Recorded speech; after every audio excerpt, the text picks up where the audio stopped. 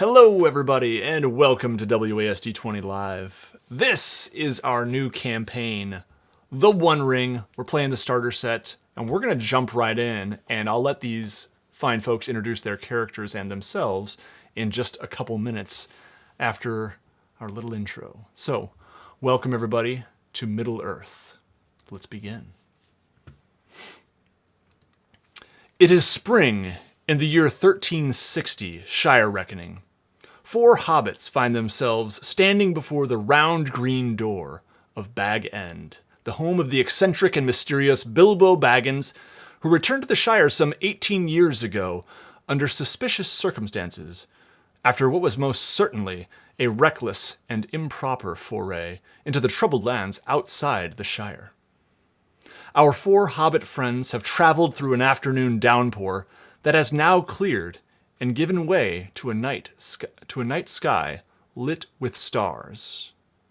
Under the starlight, we see one Drogo Baggins. Tim, why don't you start us off and introduce your character, and you can introduce yourself too if you'd like. Sure thing.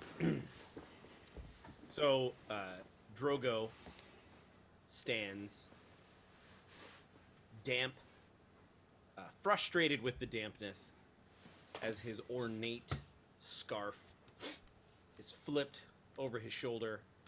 I have not chosen a voice yet, so Drogo Baggins' voice may shift through the game here. We'll figure that out together as a team. And I'm just muttering to myself, "Oh, the cursed luck.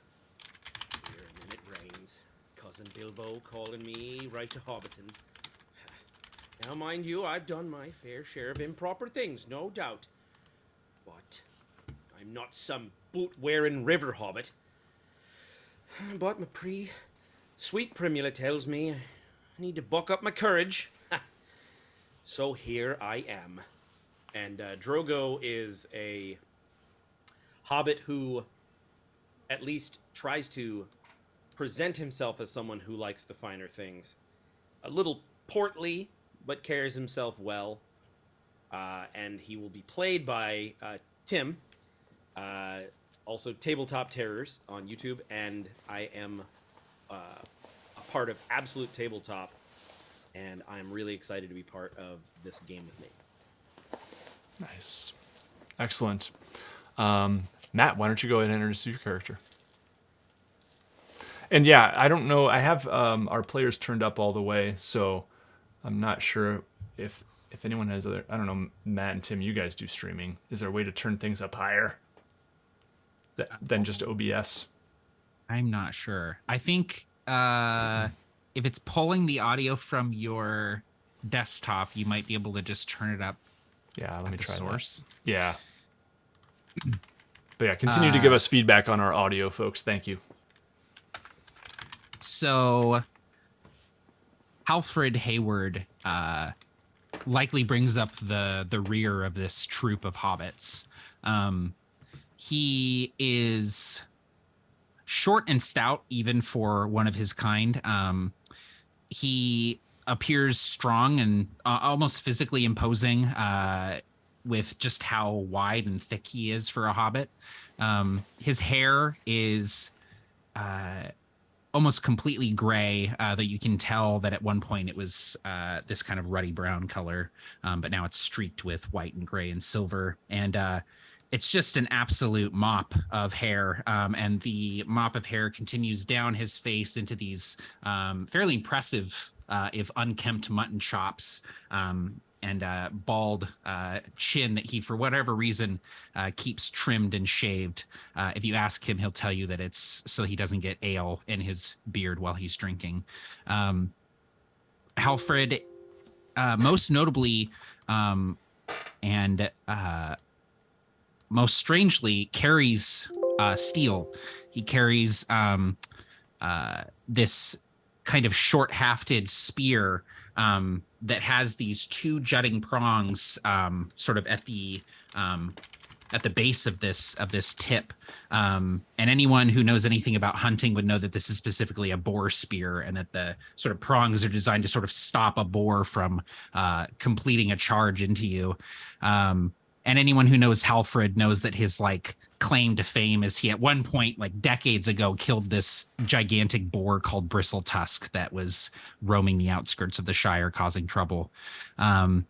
He's not sure why he's been called here with the rest of these fine hobbits, and as Drogo mentions boot-wearing river hobbits, he kind of looks down at his own mud-caked boots sort of stomping in the puddles on the road, and he just says, nothing to do it.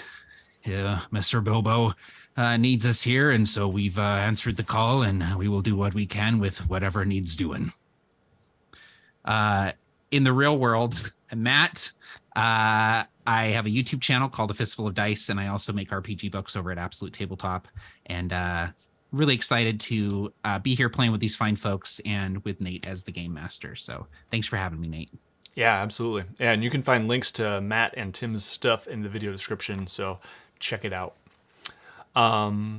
Liz. Okay. Esmeralda Took is in her tweens. She is constantly in motion.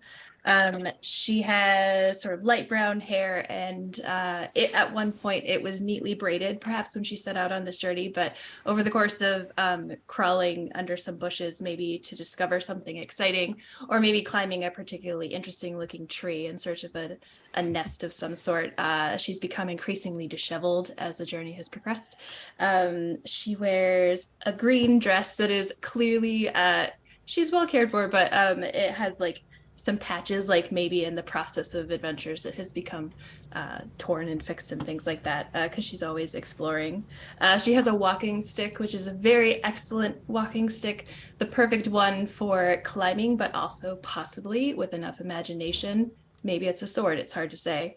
And she always has many little like pouches and pockets full of things, because you never know when you're going to need something like a really interesting rock or a pastry or something like that. And in real life, I'm Liz, huge Lord of the Rings fan and excited to play. So thanks for having me. Yeah, absolutely. All right, awesome. And Alex, tell us about Rorimac. I'm playing Rorimac Brandybuck, who will at some point in the future be the master of Buckland, but not right now, and often goes by Rory to people that know him. And he's sort of provincial, a little bit of a small town mindset, and wants to is aware of that to a certain degree and doesn't want to project that. I was hoping to project more sort of more wisdom than he perhaps actually has, but he is keen-eyed, and he's sort of a little bit stubborn and fairly sneaky, as hobbits often are, and he's hoping to get his hands on something like the treasure that he knows that Bilbo has accrued, and maybe experience some adventures like he's heard about from Bilbo. So he's walking along with everybody else and being a bit too mindful to be inconspicuous of his feet, because he doesn't want to trip. He doesn't want to let on in any way that he doesn't have the experience that maybe some other people in the party do. And he's got sort of curly hair, and on top of his head he's wearing a sort of slightly ludicrous hat that a farmer might wear, but probably not an adventurer. And he's just carrying on. And my name is Alex, and I don't have any projects to mention that pertain to role-playing games, but I'm happy to be a part of this. Yep, and I'm sure many of our viewers remember Alex from the Icewind Dale game, which wrapped up 5 or 6 months ago, so it's great to have you back, Alex. Thanks. Excellent. Well, thank you all very much. Before we get going here further with our adventure, I just want to mention that there are links to this game down in the video description. Many of those are affiliate links, and buying through those does help support the channel. So if you're interested in picking up this excellent RPG, there's Amazon and Drive-Thru RPG links down there. for digital and physical goods. We're playing through the starter set, which is a series of 5 short adventures that we might make into fewer adventures just because, well, fewer sessions, that is, because they do seem pretty short. So we'll see. I'm pitching this as 3 to 5 sessions over the next month or two, and I think we'll be playing every other Monday. So you can go ahead right now and mark your calendars for December 5th, Monday, December 5th. That's tentatively our next date. And I will also just mention that patrons get access to campaign diaries for games that I run. So if you want to snag access to that, at the $5 a month level, patrons get access to just me kind of reflecting on the process of prepping and running a game. And I'll be doing that 1 week from right now for my patrons. And so patreon.com/WASD20. And I also have weekly live map drawing streams. So without further ado, let's jump right in. The doorstep you can see here in the picture of Bilbo Baggins' very famous home. And now our hobbits stand on the doorstep. It seems as though Bilbo called for a collection of mostly cousins and another odd or end to join him this evening. Just as one of you is about to ring the bell, the door is pulled open and you see standing in the front hall none other than Master Baggins himself. He offers each of you an energetic greeting and quickly ushers you in with a plethora of welcomes, thank yous, and lovely to see yous. Before you can gather your wits about you, you've been swept into the warm embrace of Bag End and led into the parlor where a lovely fire, fresh mugs of ale, plates of dainties, and several cushioned chairs and sofas offer a much-needed spot of rest and relaxation. Bilbo, a twinkle in his eye, ushers you each into a seat, but takes none for himself. A few moments after you've finished the first plate of food, the obviously excited Master Baggins can no longer contain himself. He places one hand behind his back and another in his vest pocket, standing tall to ensure he has your attention. And I actually forgot I have a picture here. There we go. Hand in pocket. You are all undoubtedly curious as to why I've called you here this evening. Well, he leans in, the firelight causing the twinkle in his eye to dance merrily. His hand sweeps from behind his back towards the parlor window. I am hoping you will partake in a little adventure. Nothing so grand as my own, I'm afraid, but in return for your aid, I will provide each of you with a place in my memoirs and a fair share of my eternal gratitude. He grabs a glass of wine off the table and takes a sip, pausing for effect. Now, I know what you're thinking. There goes old Bilbo again, taking after that wizard Gandalf and sending you hobbits off into the blue. Well, I can assure you it is nothing of the sort.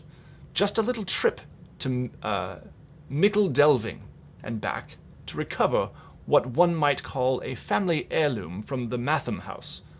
A map of the Shire, supposedly made by the old Took himself, with all sorts of precious annotations.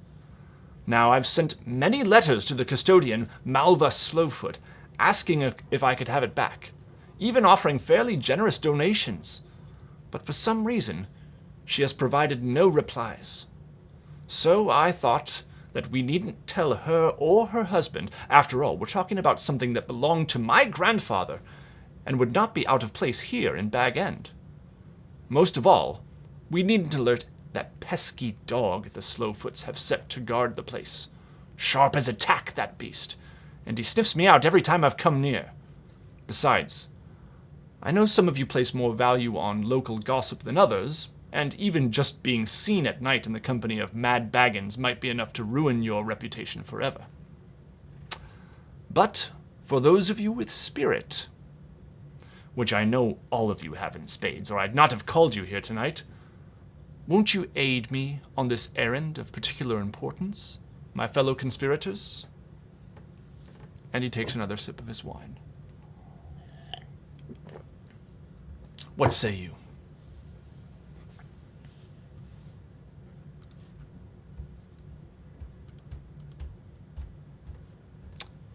I think after a long pause, I think the Drogo would... Well, I say, I didn't think you were going to drag me across the river for some sort of game. Some sort of game in the dark. Hounds and... What kind of wine is that anyhow? And I think whether he's really interested in playing it up or not, he's looking for some of that wine. If he kind of made his way toward the bottle and, started to kind of sniff and pour himself a glass, would Bilbo allow such a thing?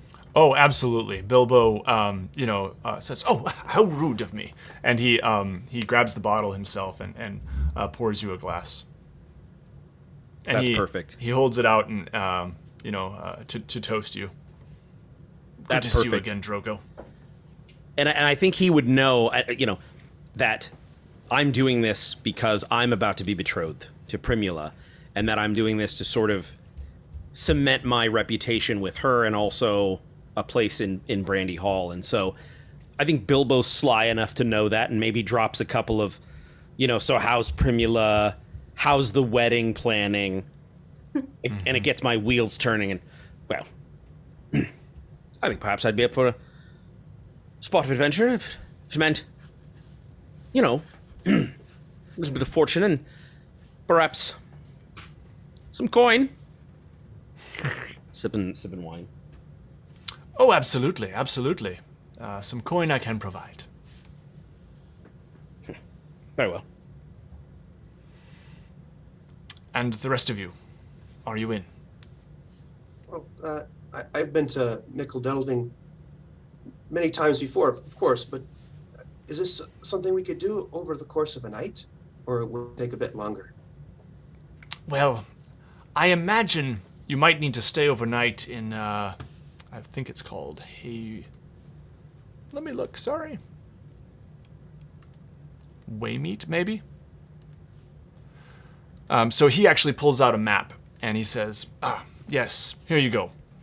So, this is the path that I propose you would take. And I'm sorry, it's going to be a little hard to see, but there is a red line there that he kind of traces with his finger. It's not actually on the map, but that's the line he traces.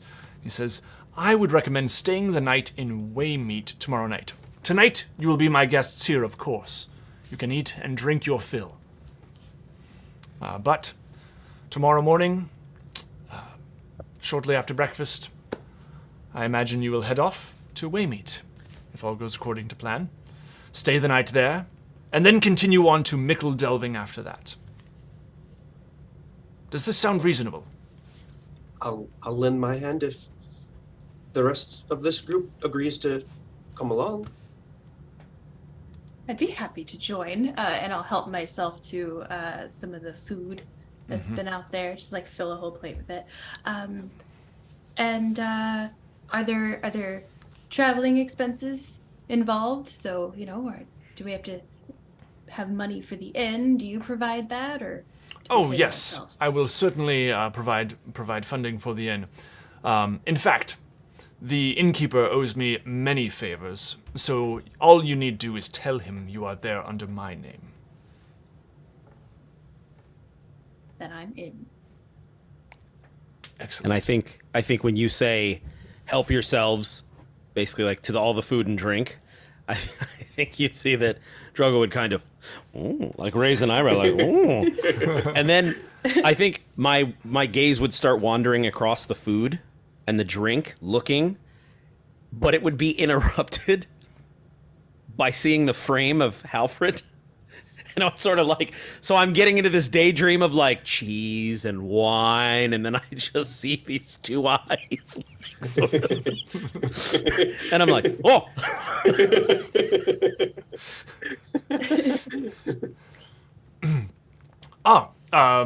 Drogo, have you met my good friend's son? This is Hayward, or Halfred Hayward.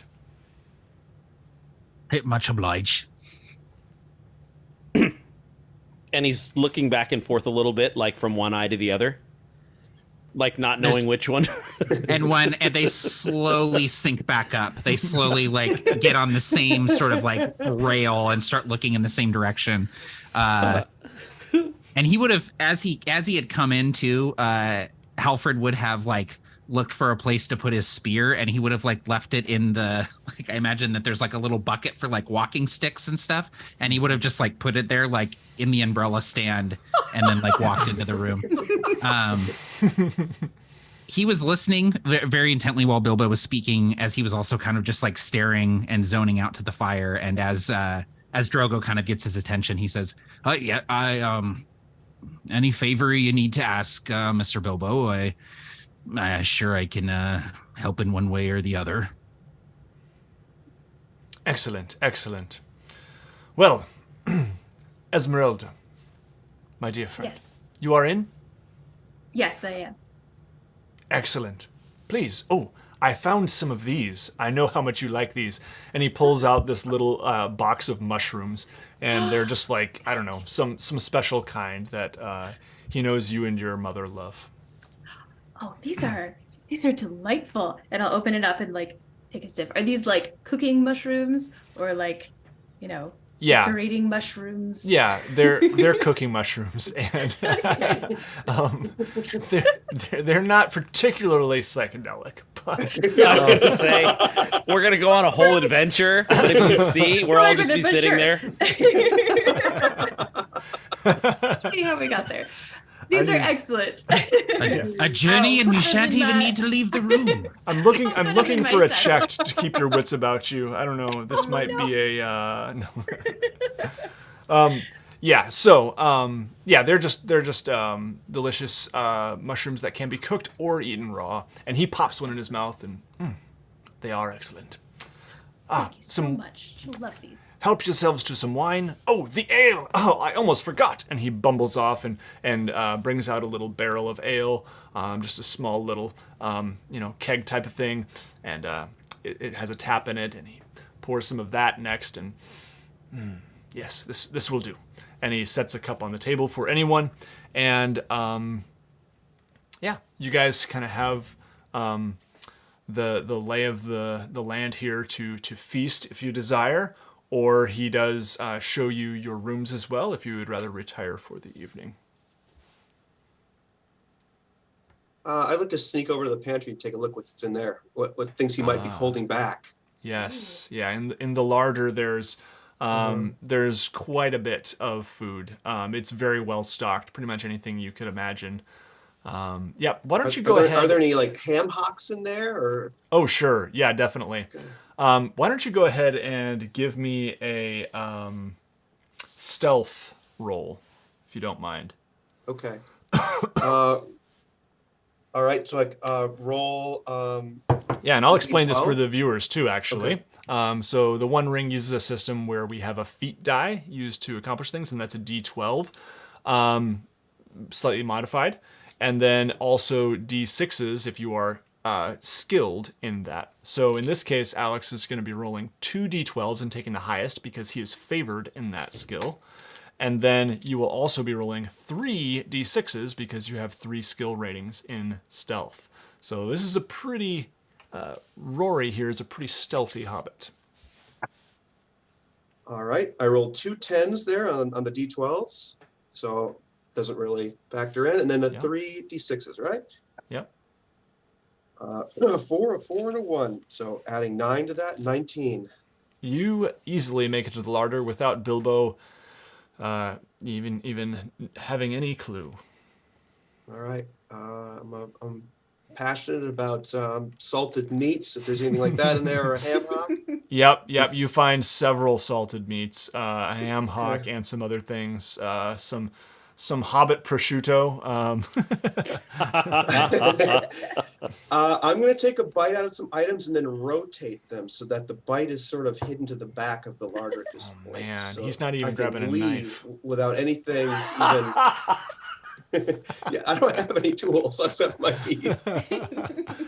Drinking milk right out of the carton. Yeah, I imagine him like finding an olive loaf and like just picking out the olives with his teeth.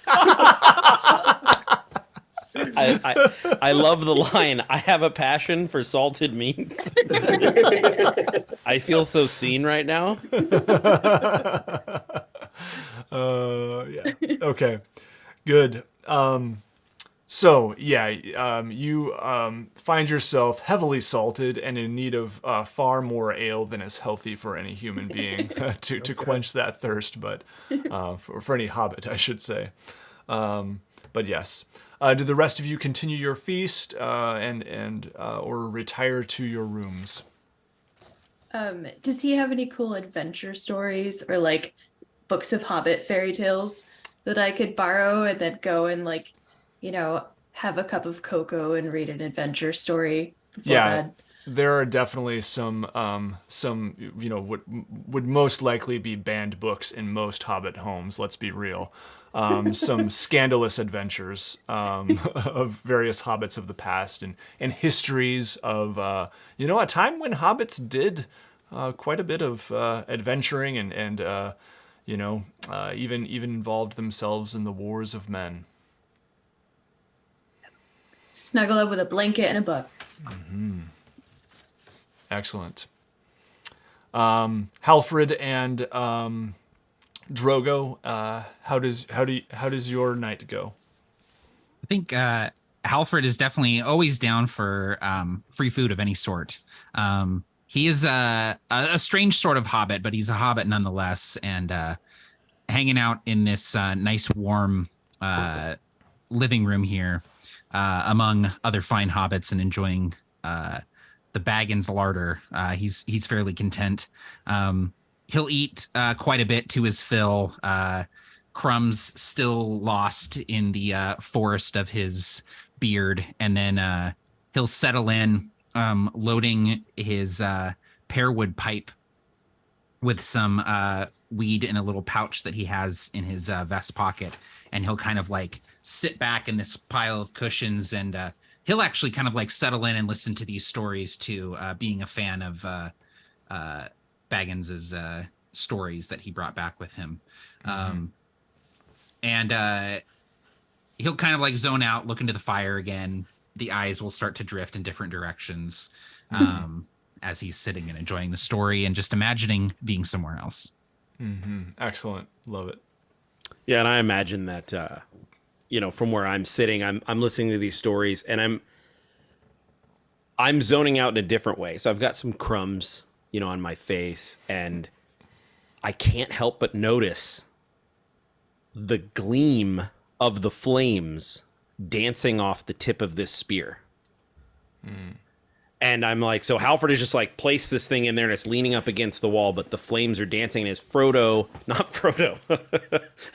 time travels, as Bilbo, which is weird because I'm Frodo's dad. So this would be a serious Back to the Future situation. But Bilbo is telling these stories. I can almost see them manifesting in the dancing flames of the spear, like a calliope or something. And I start zoning out. And then I sort of look at Halfred and I think about the comment that I made before about a boot-wearing hobbit. And I kind of see some scars, maybe, like muscled forearms. And I sort of think, for the first time, maybe that's something I would like. But then I brush that thought out of my mind and I take a couple sips of wine to sort of numb that. And then I imagine I'd probably fall asleep in the chair eventually. Yeah, nice. Excellent. Well, you awaken the next morning with a blanket over you, and the fire still, putting off a little bit of heat, the coals and embers.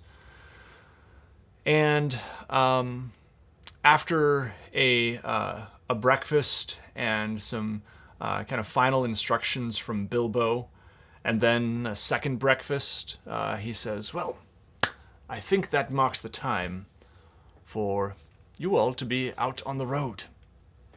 Daylight's wasting, and there's a map to fetch. But don't forget, be careful of that dog. When it sounds the alarm, it will only mean trouble. So, be stealthy if you can, or figure out some other way to deal with it. I don't know. Our stealthiest person smells like salted meats. Are there any sausages on the table as we're departing? God no. I want to slide one into my hat. Yeah. You managed to do so. Bilbo Okay. wouldn't even if he did catch you, he wouldn't even care. Okay. Oh yes, please take some food for the road. All right. Good. You put it in your hat like a feather, but it's a No, no. sausage. That's even better. I was thinking it was like the tall way. I put the sausage in the tall way okay, under the yeah, hat. yeah. But Yeah, you know yeah. what? I'm gonna just wear it proudly and put it in like a feather. Yeah. Useful item, sausage. I drop Yeah. off the cap, I pop the sausage in, and then put it right back up top. That's fantastic. Oh man, that's great. All right. Anything else, you guys? Any questions you have before you hit the road here? All right. Excellent. So the morning dawns bright and clear, perfect for a nice walk about the Shire. The first true obstacle you face reveals itself shortly after you leave Overhill. The water has become swifter with recent rain, and the shallow ford where Bilbo told you to cross looks a bit more treacherous than normal. You must now figure out how to get across this water. It certainly looks like a strong hobbit may be able to swim across, but it could be difficult. What would you guys like to do?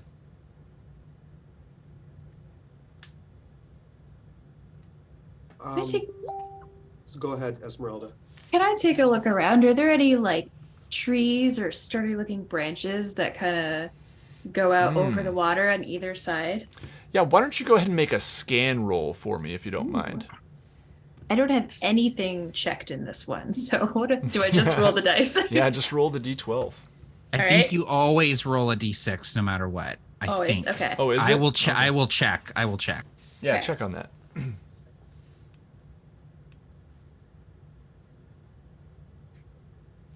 Because that would make there. Yeah, like I said, I was mentioning to these guys before the stream. Like, there's one in particular. There are a couple rolls that it's like I don't think anyone's gonna get this. So, but who knows? Nope, just the feet die. Okay. Yeah. Whew. What'd you get? I got a 9, but my target number is a 13. So Yeah, you're not quite seeing anything through there's some brush and things, and you're not quite noticing anything. Someone else could feel free to try and make a scan roll and see if you could find any helpful items or.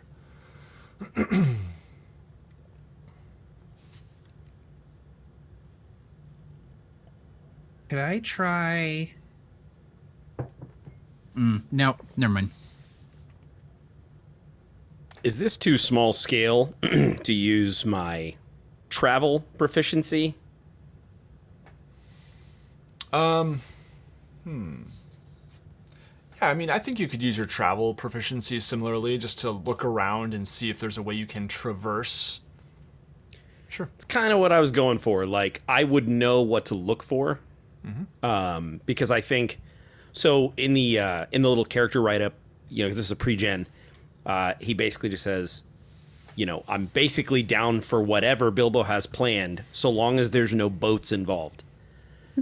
And so, I don't know what it is, but I think I'm gonna look for a raft, because in my head a raft is different than a boat, and I have some weird stuff that happened in a boat. We won't unpack that right now. So if you're cool with it, I'm looking for a hidden raft or some sort of, I'm not trying to like make a raft from nothing, but like, so I'm going to use travel and I'm going to use both die. I have one proficiency die in that. So I'll roll my feat die and one success die, right?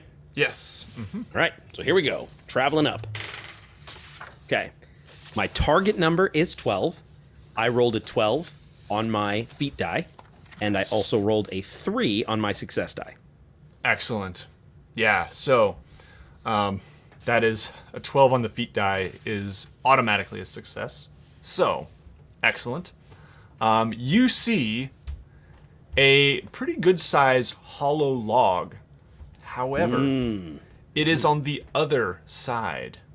So, it would be some work to get it.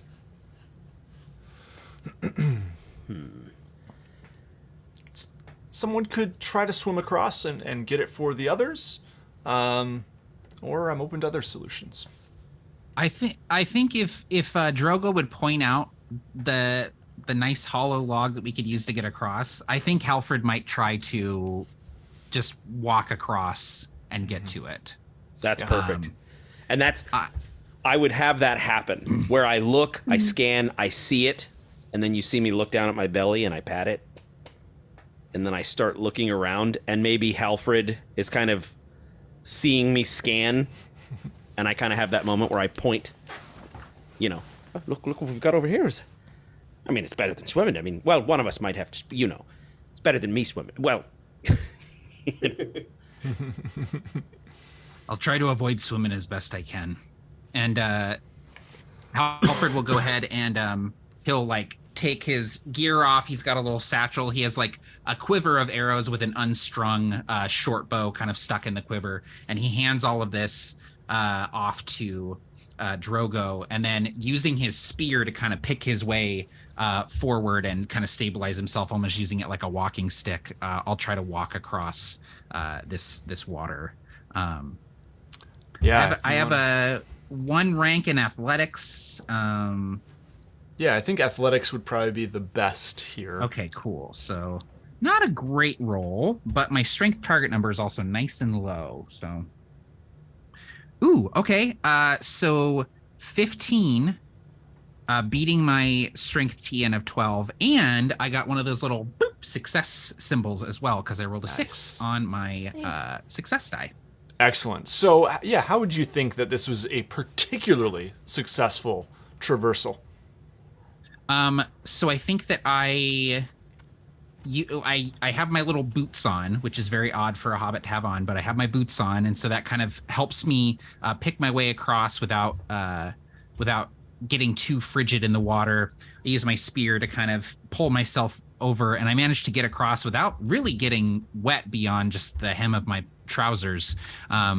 And then once I get to this log and start pulling it out of this bush that it's kind of like the bush is almost like growing through it and out of it. So I'm having to kind of pull it out. And as I do so, I unearth some radishes just growing in underneath this log. And I'm like, oh, hey. And I reach down and I grab these radishes and just palm them and put them in my satchel. And then I'll kind of start working the log back over to the stream to get it across.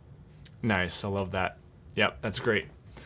All right. So the log has kind of, floated across here with Halfred in control.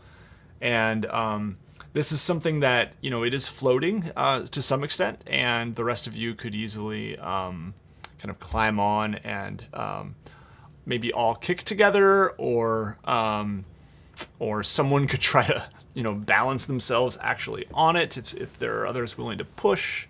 I'll let you guys kind of figure out what you like to do. With my spear, kind of gondola across. You could certainly try, yeah. I'll hold on to the back and use it like a kickboard. Okay, nice. Try and provide a little bit of the motor there. Mm-hmm. Excellent. I can help with kicking. All right. Very good. I'm just sort of sitting, but I'm shifting around like I'm doing something. Yeah. Your legs are kind of just I'm kicking real hard here. I'm the guy leaning on the broom, but I'm moving around and shifting hands and observing.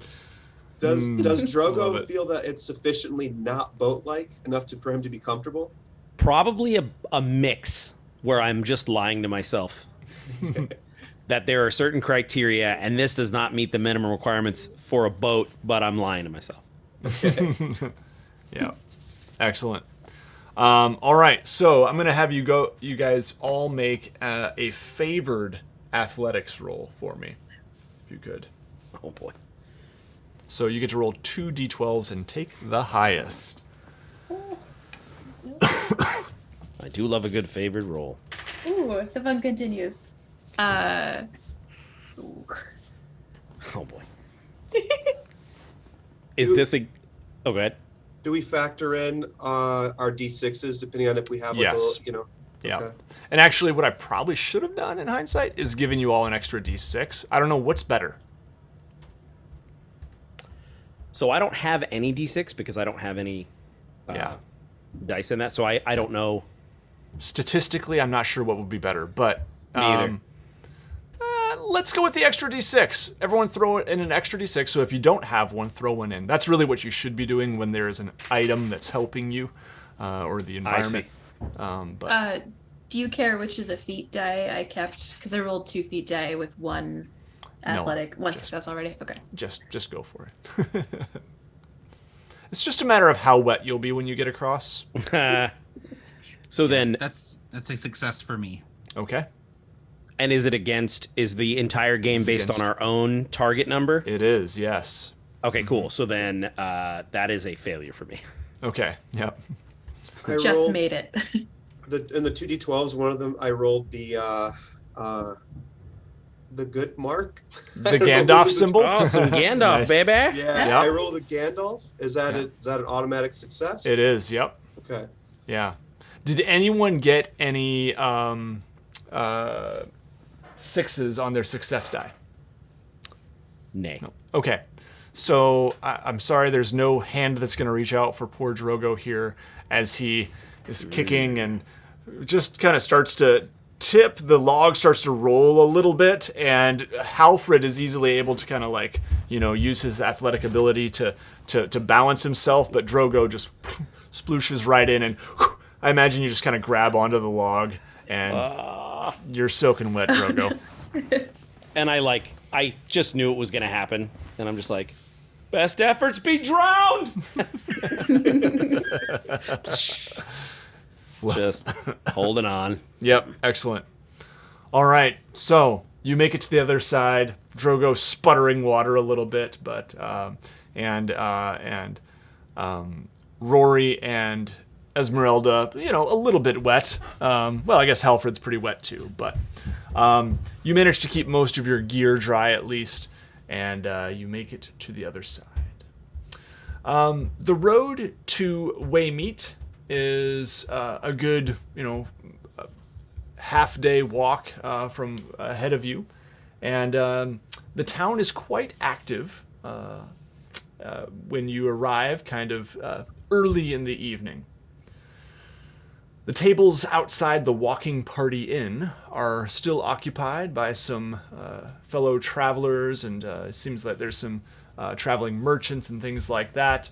The weather is fair, and the lengthening daylight hours in the spring are quite nice. The locals are quite polite, though you do see some curious looks, as is pretty normal for travelers in the Shire.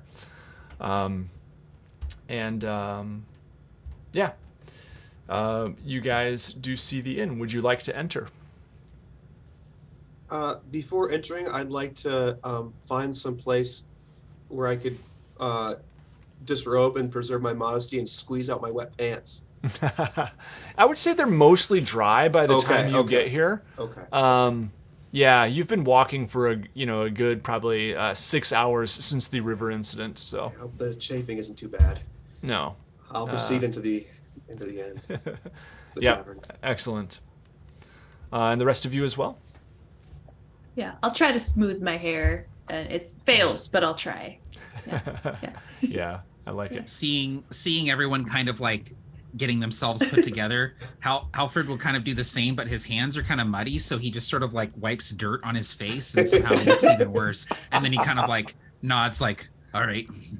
I'll give you a thumbs up. Yeah. Good job. It's fantastic. And he smiles for the first time, and you notice he's missing like 5 teeth. Yeah, sounds man. about right.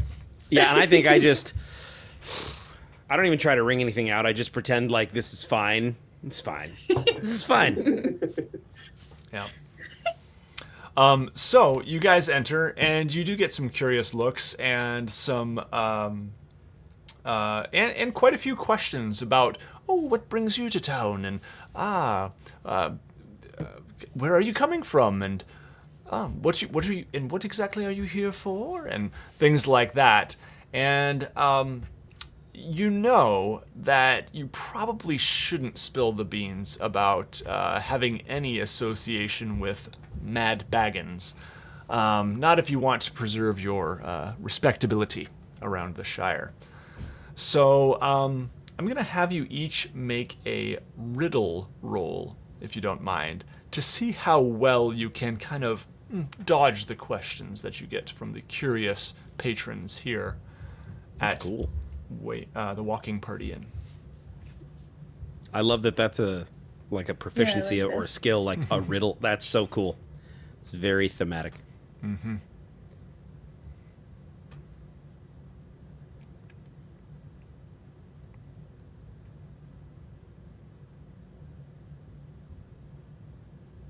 It's a fail for me. Same for me. Oh man. Halfred succeeded with 2 success icons. Nice. Oh, Wow. man. Excellent. Holy cow. Nice. And Go ahead. do you count? I was just going to say, remind me if you count the highest D6 and any sixes, or you add all of them. You add the D6s. Yep. Okay. So then I crush it. I don't get any of the cool symbols, but I blasted Your target number.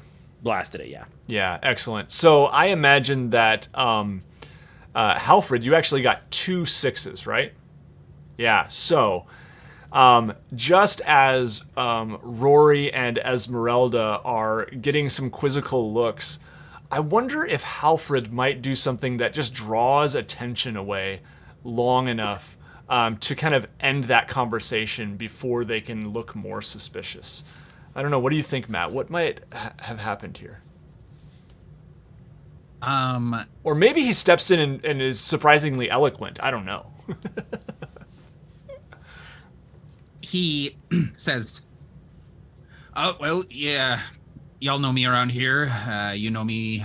I'm Hayward. I maintain the fences, and well, I'm needing a little help these days. What with the rain getting heavier and the ground getting soggier, and so I've enlisted these fine hobbits to come out and help me mend the fences." Well, yes, an important job, and we do thank you for your service, Master Hayward. Well, one so thankful would, of course, be so willing to buy said fence menser a drink. Yes, of course. And he turns to his friend and kind of elbows, like, like, order the man a drink. He looks a little disheveled, the farmer who you just spoke with, and might not have the coin for it, or might not want to part with the coin for it, is a better way to say it. But his friend willingly does and says, "Oh, yes," and grabs a mug of ale off one of the waiter's trays, and to your health. Likewise, and to yours. And conversation continues rather pleasantly throughout the evening here at the Waymeet, except for the fact that when you inquire for rooms, it appears that there are no further lodgings here at the Walking Party Inn. There's actually these traveling merchants, a large group of them, an unusually large group of them, which are occupying all of the rooms here at the Walking Party Inn.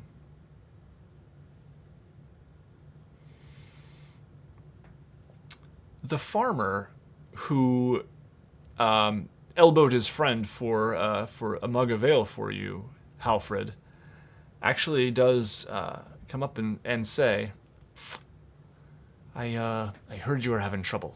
I don't have much, but I do have a barn if you're needing a place to stay tonight.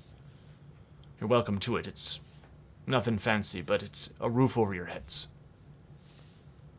I have no trouble sleeping out in the elements, but I imagine that my compatriots here would appreciate the roof. So we'll kindly take you up on that offer. My thanks. Yes, there will be the matter of a small favor in return. And that is, I'm up to my ears in favors, friend. there's an owl. And, well, it's been quite bothersome, and I was hoping that someone could, get rid of it for me in the barn, so that it wouldn't even come back. Do you think you'd be willing to help me with that? You need an owl rousted from your barn? That's right. A small favor, I can that's do all. that. I can do that. Anything I should know about the owl? Anything peculiar about it? No, it's been troubling Gertrude quite a bit. Oh, my old plow mule. And, Gertrude needs a good night's rest. Like all of us. Impossible so. with that beast, so don't kill it, please. Just, handle it. I have some experience with rousting unwanted birds, so I'll do what I can. Excellent. Halfred's ready. Halfred's ready for anything. I'm just down for whatever, man. Whatever's coming down the pipe, I'm good. He's a Shire handyman. Hey, really, he's the guy that's just like, I'll come over and look at your outlets for you. I don't know anything about electricity, but... The farmer who, at one time, now his name is Bunce, by the way, appeared a little hesitant to part with any coin, actually now offers to pay for your meals and drinks, and goes up to the bar and takes care of your tab, and says, anything further is on you, but what you've had so far is taken care of. I'll see you back at the farm.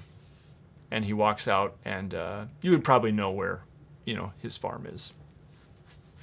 Yeah, I'll let everyone know that there's no rooms here, but we've got a place to stay for the night if no one minds sleeping on a pile of hay next to a plow horse. Excellent. And would I be able to roll to see if I could glean anything because I'm suspicious of the sudden change? Sure. Yeah. Let's see. Probably, yeah, I'm not sure what would be appropriate here. Persuades. It'd probably be something to do with wits. I've got like a DM screen thing somewhere around here. I was going to say insight potentially too, although I think that in this game, insight has more to do with like inward thinking and like contemplating things than it does like awareness of other people. Ah. Yeah. I'm not entirely sure, but let's just go with insight for now. Sure. Because I don't have a better idea. Yeah, I'm all for that. I'm pretty good at that one. All right. So no arguments from this hobbit. So I'm going to go ahead and do that. Okay. I rolled a 6 on one of my D6s. Okay. And I hit the target number. So we're good there. All right. So, yeah, I mean, you just get a bit of a sense that he's a tad bit stingy when nothing totally odd, but you do get the sense that he's a bit of a penny pincher, but he clearly is really worried about his plow mule and her ability to get work done around the farm. Yeah. And I love that. And I love that I feel like Drogo would kind of respect that. Like, he's not easily parted with his coin either, so he actually respects that and kind of sees, okay, this guy's okay. Mm-hmm. Like, it's a mark for him, not against him. Nice. Yep. Excellent. So, you all make your ways to the farm? Mm-hmm. Yeah. All right. Excellent. So yeah, upon arriving there, you do indeed see the barn. He shows you and says, and he does apologize profusely. I'm so sorry that I don't have something more comfortable to offer you, but it's something anyway, and I felt so bad about the inn back there. So the owl should be here soon. Night is falling. But until then, feel free to make the best beds you can out of hay and things, and make yourselves comfortable. And sure enough, the owl does show up, probably about 30 minutes into your lounging, perhaps already asleep, and you hear the loud hooting of an owl as it lands up in the barn, and the mule begins to stir out of its own sleep a little bit. How would you guys like to handle this? Was able to see where the owl came in? Yes, you can. It was, definitely a kind of a window in the barn that's just covered with a couple of boards crosswise, like this. Mm-hmm. It does look like there are a lot of gaps in boards, however. Like that's the where it came in and where it is currently like roosting, very close by there, but there are quite a few gaps in boards. It's not a totally put together barn. Is it like a big owl, or is it just like the average owl size you'd expect? And Average owl size, big for a hobbit. that's true. Are there any horse blankets around in the barn, or tarp, or burlap, or any sort of thing like that, like a fabric? I'm thinking anything like that. Yes, there is. On the mule. Oh, okay. Mm-hmm. Oh boy.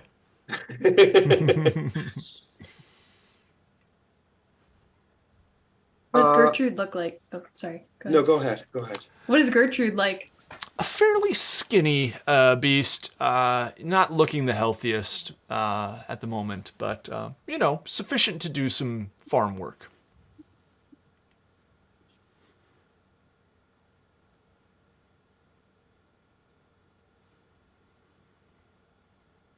I think that Rory would point to that horse blanket on the mule and say, now the way I'd solve this is get something like that blanket. Head up towards behind the owl as carefully as can be done. Then toss it on top and roll them up in a bundle. That'd be a quick way to dispense of them without getting some claws in your face. What say you, Alfred and Drogo and Esmeralda? Let's step one. What's step two? I didn't think that far. You I do don't get know. the sense that if you traumatized it badly enough, like it might come back. The farmer has really not even, and he would probably tell you this, like he hasn't even attempted to scare it away before. He's a little bit intimidated by it, to be honest with you. That's a good point. Can we tell from looking at it what its sort of disposition is, generally speaking, or? The owl? Yeah. No, I mean it's hooting. It looks annoyed. Okay. Because owls always do. I don't even know. I was hoping it wasn't anxious or something, but I don't know what an owl looks like when it's anxious. If he's like kind of like shifting back and forth from one foot to the other, or I don't know. No. And I will say, hobbits do have a bit more connection with nature as well. So some hobbits are able to actually like communicate with animals at times too. But intimidation or traumatizing it by throwing a blanket over it, you get the sense that also could, like, it might not come back after an experience like that. That was sort of my option of last resort when I had a bat in my house a year and a half ago. Mm-hmm. It was a towel. It was a towel solution. Didn't have to come to that, but I was thinking it might. Been there. Mm-hmm. Yeah, bats.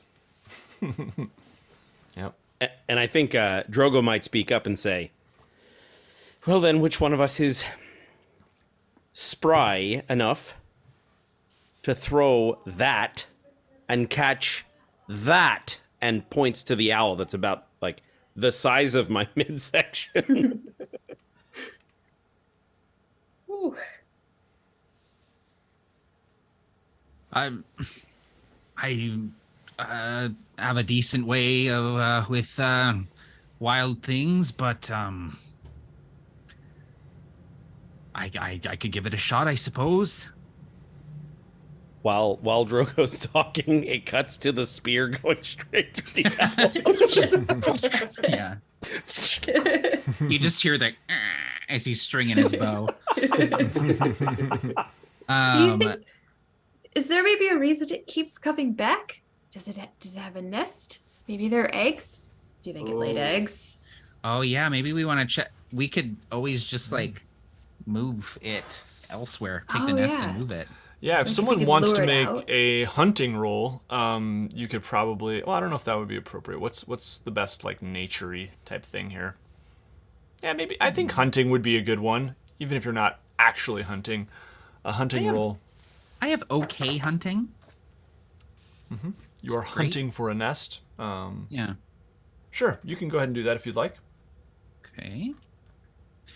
I'm gonna go ahead and do something that someone in the YouTube chat reminded me of, is that I can spend hope to add a bonus die to my roll. Nice. And so I'm gonna go ahead and do that actually, because Halfred has had 2 good meals in a row and 2 warm places to sleep in a row. So he's actually feeling pretty good as he's climbing up into the upper rafters of this barn. So that'll give me 2 success dice instead of just the 1 for my hunting roll here. Yep. And I rolled the Eye of Sauron. Oh no! What did I say? My luck's gonna run out. Oh, you found a ring wraith. Well, no wonder there's a Nazgul up here. So it does not count as an automatic failure, actually. It counts as a 0. Okay. So That's there great is news. still hope. Yeah. But That's good. Probably That's good not. game Could be design. worse. Yeah. So I did not meet my TN, although I did roll 1 6 on one of the success dice and get success. I don't know if that gives me anything, but You don't scare away the owl in your search for a nest. And you see no sign of a nest. so I'll call down. It's a little dark up here, and I've had a bit much to drink tonight, but I'm not seeing a nest. Okay. Maybe it comes in here to eat. Are there any owl pellets on the ground underneath it? Oh, that's a great idea. Really good idea. You do notice some owl pellets, yes, underneath it.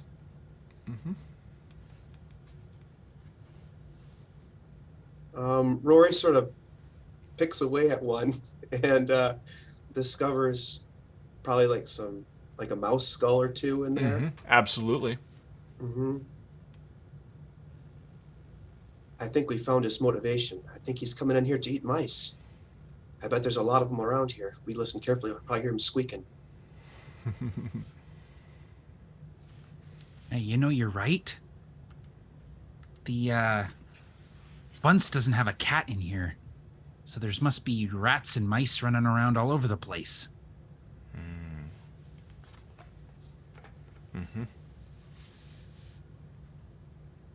You know, I'd actually prefer the owls stay in here and clear out some more rats before I bed down one of these piles of hay.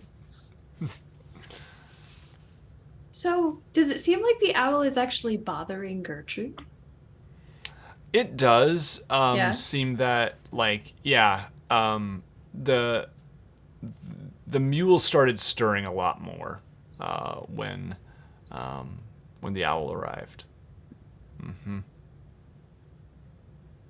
And it is loud. The owl is loud.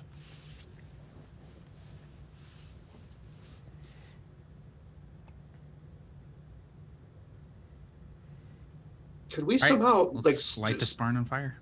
So I think you That's guys the solution. could try to scare it away, intimidate it in some form or fashion. You could certainly try to talk to it.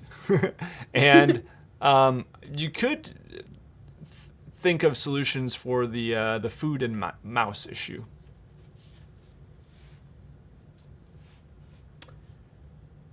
I'm trying to think of a little item that I could narratively have right now, like a mouse trap, but I can't think of that. That holds no water. That he would have like a, yes, I'm a noble hobbit trying to pretend to be rich, and I carry a mouse trap. You know what I might have? I might have stolen some cheese from Bilbo.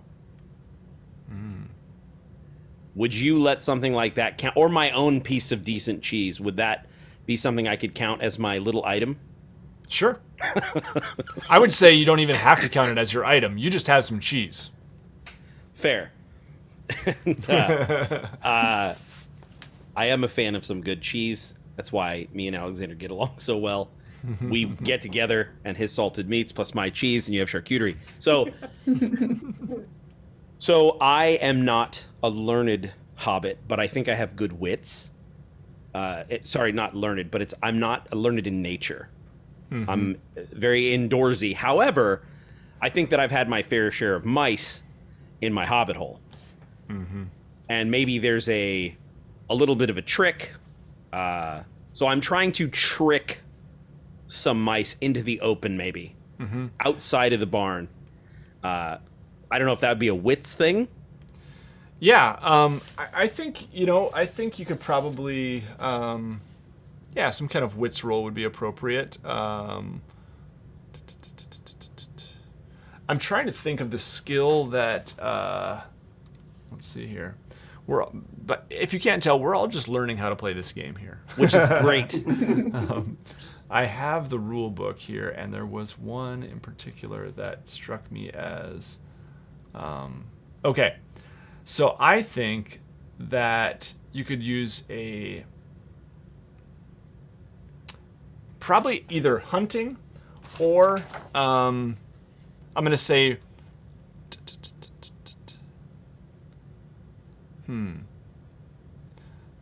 let's go with persuade or hunting. Okay. And try to coax these mice out, perhaps a little crumbs of cheese.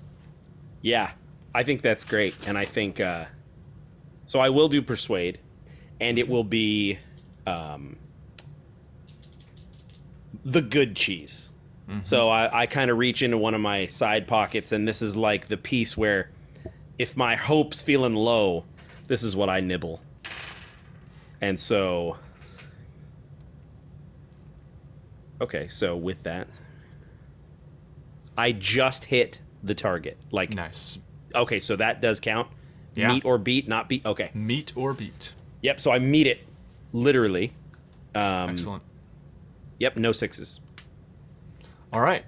So you do manage to get a little just a bunch of mice running from these piles of hay out into the open, and the owl does move to a fence post outside the barn, and you see it swoop and grab a mouse and fly to another fence post, and is just kind of devouring this mouse. Good idea. Good job. Great. Yeah. You get the impression this might not be the best long-term solution, but it could get Gertrude a good night's rest tonight, most certainly. Sure. And I think Drogo would be muttering about, like, well, this farmer just needs to know he's got to get the mice out here. Just put some little treats and food and things, and, like, basically draw them out of the barn, no more problems, Yeah, absolutely. Or get a cat. So I was going to suggest... Or get a cat. Yeah. Excellent. All right. So, you all want to bed down for the evening here on the hay? Yes. Sure. All right. Excellent. You do so. You pass the night fairly restlessly and maybe not as comfortably as you are used to. Perhaps not on the part of Halfred. But anyway, the morning comes, and Farmer Bunce wakes up and probably wakes you all up by, getting Gertrude going and ready to do some work. He bids you a good morning and says, Well, Gertrude seems well rested today. I assume you took care of the owl?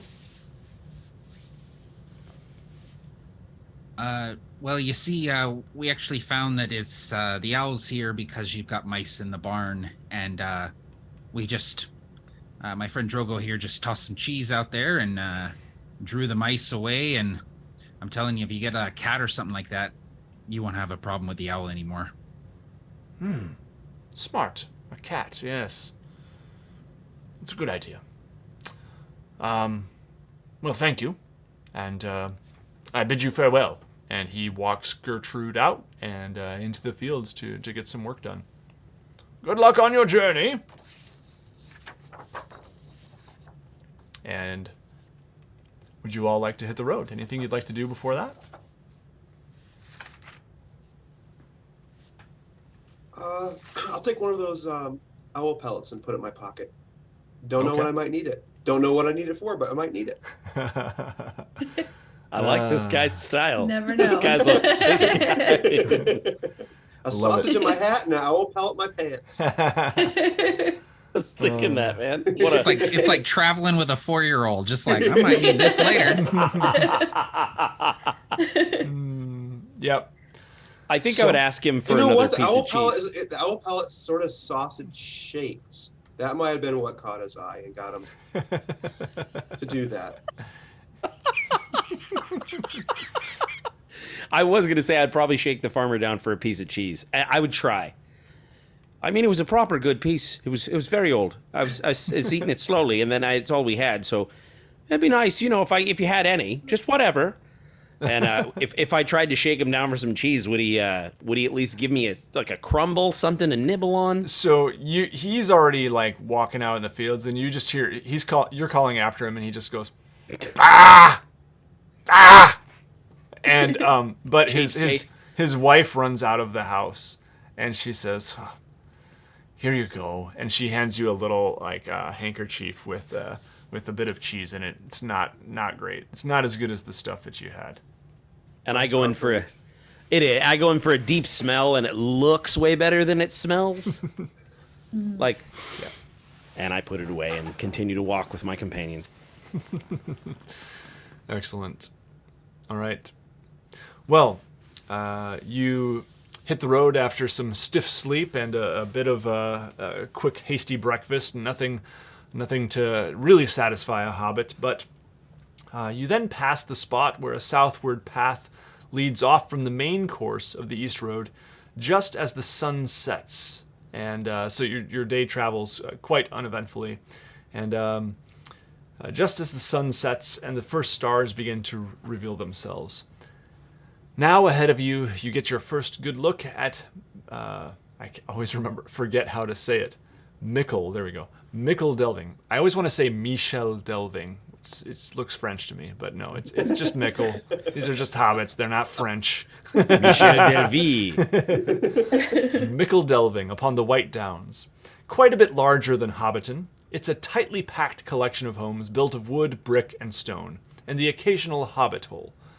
But as the last of its people go about their evening business, your eye cannot help but be drawn to the massive smile on one side, that's S-M-I-A-L, which is basically a hobbit hole, a round door in a mound. To one side of the great cobblestone thoroughfare running through the center of town, the town hall, the seat of the mayor of the Shire. But more important to your business is what lies south of the town hall, on an adjacent hillock, not quite so tall and green. It is a large wooden building with a great red round door that is connected to the main road by way of a small stone path. This is the Matham House, the museum of the Shire, your destination. As candles flicker to life behind windows and hobbit folk settle in for the evening, you notice a handful of hobbits carrying stout cudgels and tiny lanterns strolling about. Bounders, undoubtedly making their usual rounds. Best to avoid them, though, lest your mischief be discovered and thwarted. So, the Matham House is the museum, and that is where Bilbo has told you you will find many artifacts. That's the Mathams, their artifacts and things. But in particular, the map of the Shire that Bilbo seeks, supposedly created by the old Took himself. How would you like to approach this situation? Is the Matham house just a museum, or was it like attached to someone's house? Because I remember that Master Baggins mentioned Melva, and did Melva she was the one who was borrowing it and she gave it to the museum, or it's part of their house or something? Or So she doesn't live there, but she is like one of the curators there. okay, Yeah. It is, yeah, no one lives there, except for supposedly this dog, which is just like a little guard dog. Well, little to most of us. okay. Is it like the middle of the day? Like, could we just go It's and nighttime. tour this museum? Oh, never mind. Okay. Yeah. It is nighttime now. You see people, lighting candles in windows and things to as the sun has gone down. I think I might draw a parallel between Halfred and the other bounders, right? I mean, like, and I might connect and just, those are your folk. You think you know how to avoid them? I do quite a bit of avoiding myself. Some bounders are more concerned with what's going on inside the Shire than what's trying to get in from outside.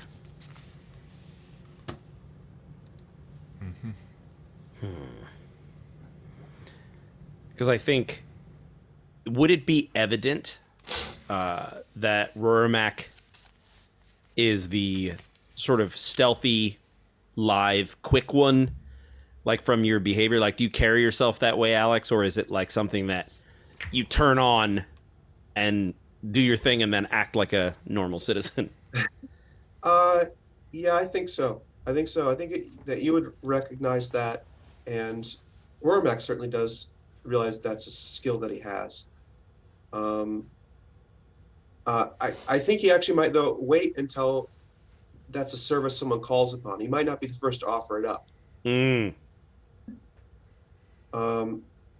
Not knowing what the plan is. He's not sort of necessarily that forward, I guess, about projecting a plan, because he realizes his owl plan earlier was a bit too aggressive.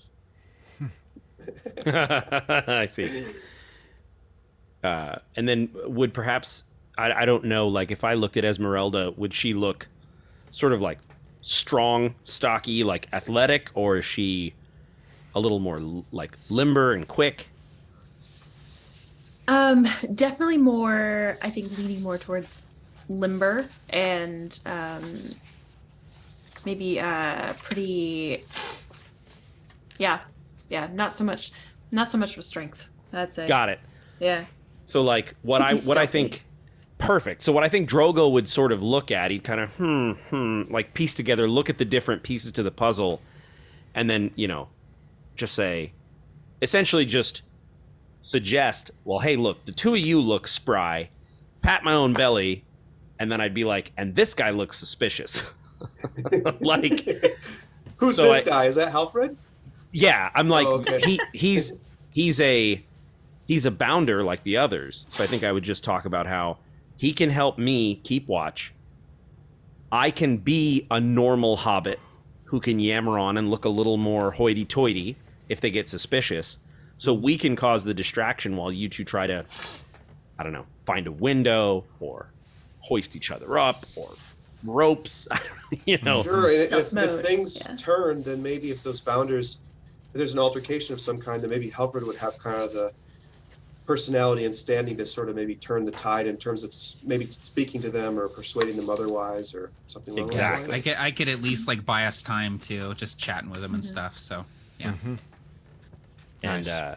So I think what I might do is look you up and down, the both of you, and then for Rormac, I would just say, and I'd pluck the sausage if there was any left out of your hat, and I would probably maybe like put it in someone else's bag or like wrap it in the cloth with my cheese and put it away, and I'll say, for the hound, Nice. Perhaps it's best I bring it with me if I need it for a distraction. Fair point. And I unwrap it and I hand it back to you. maybe you snap it in half and give me just a half of it in case There you he go. needs part of it out there. Yep. And I'd kind of look at Halford and be like, I mean, there's no guarantee he's coming back anyway.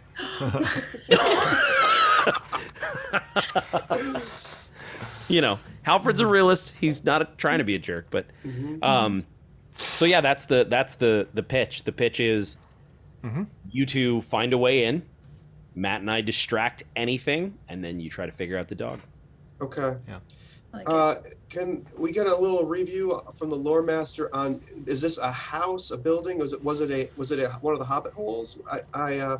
It is a house. I mean, it is a large wooden structure. Okay. Yeah. So, yep. And it's kind of partially in a hill. But yeah, there are some,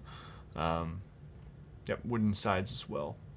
Are there lights in the window? Is it lit from within? Not in the Matham house. Nope.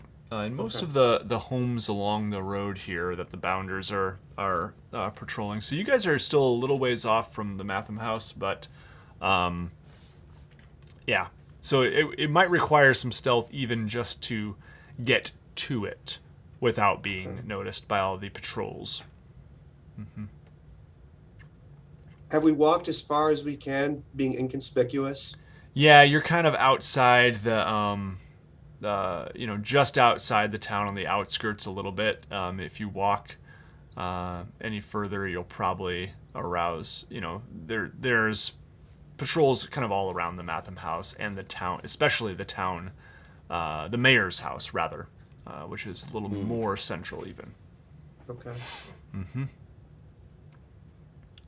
But yeah, I mean, you don't get the impression that the Bounders would necessarily, like arrest you or anything like that. It's just, it could arouse some suspicion if you don't choose your words carefully. Mm-hmm. And if you can avoid, might be easier. Okay. Yeah. And if we're all like standing around, casing the joint, like you are taking right notes. now. what are you doing? Are there any like shrubberies or trees around the Matham house that would provide like a run from one spot to another quickly between patrols? Like, is there anything like that? Yeah, there definitely are, and there are also some darker buildings, little back alleys and things that you could try to stick to. But yes, there are some shrubs and trees and things. Absolutely. That sounds like an Esmeralda specialty. Yep. Trees? Yeah. Trees, you say? Having some trees. Yeah. Yep. Yeah, so Alex and Liz, your characters are going to sneak then? Yeah. Try to... Okay. Well, I think Plan. Rory and Esmeralda kind of confer with each other, and maybe Esmeralda would kind of point to the nearest tree, or I don't know where we want to go first. Mm-hmm. Mm-hmm. Yeah, I'll point out like a shrub or something that's like, we could both hide underneath it and wait Even for better. the patrol to go Otherwise, by. with a tree, one would have to stand on the other's head. Yeah. Mm-hmm. Okay. Okay. All right, so you guys can go ahead and make stealth rolls. Okay.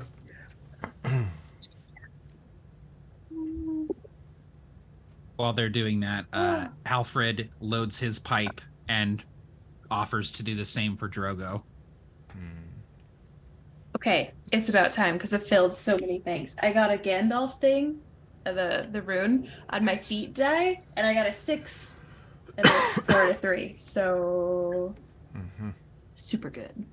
Yeah, awesome. I'm picturing Esmeralda, like just so skillfully timing, ducking around the corner, really quick, like slide down on her butt, over this little grassy hill, like right behind this shrub that also goes down the hill. She just all the way down, just perfectly underneath that shrub. Cool pose. And there's at the like end. there's just a bounder just like standing on the other side of the shrub back to you, just silent as can be. It's like Frodo and Sam outside the gates of Mordor, where I'm just there and they don't see me, and I'm totally hidden perfectly. Yeah. Exactly. Love it. All right, Alex, how'd you do? Did well. I passed. I got a total here of 19. Excellent. My TN. What is that again? Target number. Target Yep. number is 13. Stealth is one of my Wow. specialties. Excellent, man. You killed it. Yeah, so you're just right behind Esmeralda, following her lead. Probably picking up a thing or two, but doing quite well as you sneak all the way to the Matham house. Let's cut over five. to You did it. to Drogo and Halfred here. And what is your approach? So I'm loading up this pipe, and I'll do the same for Drogo. And I think we're just gonna kind of like post up. Well, are there any like wells or like little gardens or little benches, or like is there like a place where it wouldn't be odd if we were just like standing there smoking, just like watching people walk by? Yeah, I mean, it might be a little bit odd this time of night, but certainly there are some benches and perhaps still a non-bounder hobbit or two walking kinda milling about. around. Yep. Okay, cool. So we'll kind of find like an area where we have a good vantage of the house. But I also imagine that we completely lose sight of Rory and Esmeralda, like as they like skillfully sort of dart into these bushes and just disappear from sight completely. Halfred's like his just crooked, misshapen face is lit by the burning embers of this pipe, and he goes, "I can't see him at all. It must be shadows. There's no other explanation." And for half a second, I'm just like, I go, who? Oh, right. Like for a second, I just finally have a second to myself. I'm dry. I'm not hungry. But then, yeah. And then I start to get like paranoid.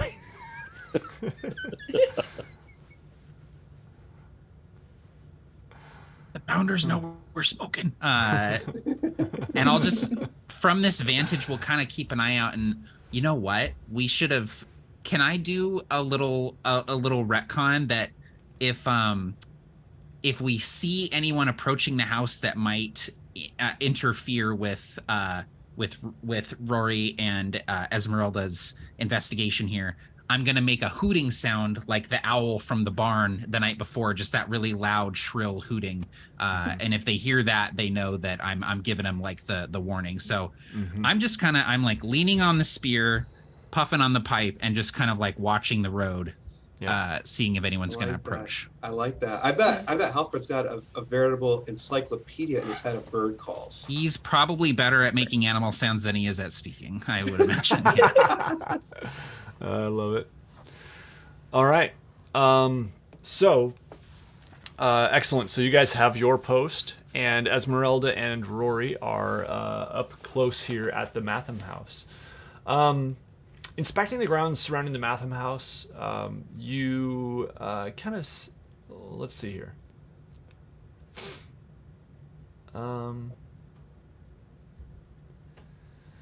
The front door of the establishment is locked. You could easily, what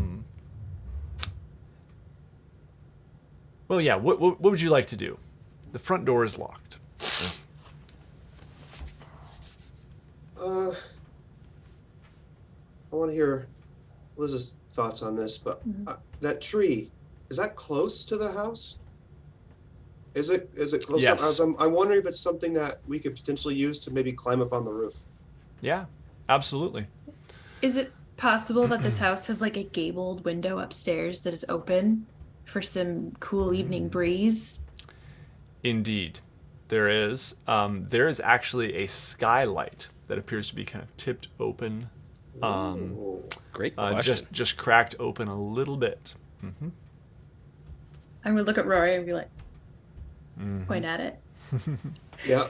You Okay. gotta use no words because that bounder's probably very close. You're using all the proper hand signals. I knew Yes. right away what you were saying. And Esmeralda knows what those would be. I don't. It's just a lot of this and jump and there. that kind of thing. What would you do with your hands for open skylight? Yep. Perfect. Okay. I think Rory would understand that. Cool. All right. Another high five. Silent this time. Yeah. Just keep our hands just short of making the clap. Yeah. All right. All right, so do you guys want to try to climb this tree to get on the roof? Yes. Yeah. All right, I am going to need a athletics roll. Ooh. Feel free to spend some hope if you're not skilled Yeah. in this. You can get an extra d6 to spend Can one I hope. use a hope? I do have one check in this. Can I still spend a hope and get a second Absolutely, one? yeah. Can you give me a quick review on what spending hope, how that works? Like if I have 15 hope right now, and then do I just use a hope, like 1 point of hope? Yep, you just Or take is away there- one on your sheet, and Okay. you won't want to run out because I think that would mean you are, is it weary or I don't remember Hopeless? what. Yeah, I don't remember what happens when you run out of hope. Okay. I'm kind of new to this. All right. I'll add one in. I hope you did well. I'm on a roller coaster of dice rolls. I just got an Eye of Sauron, a 3 and a 1. So Yeah. Yeah, I did actually. yeah. I got 19, Jeez. which Wow. which passes the target number. Can I help another? Can one character help another character? Or So if you had gotten a 6 on one of your d6s, you would be able to. But in Okay. this case, yeah, I'm gonna say that Esmeralda, she falls down, and probably loses 1 endurance, but can easily try again. Okay.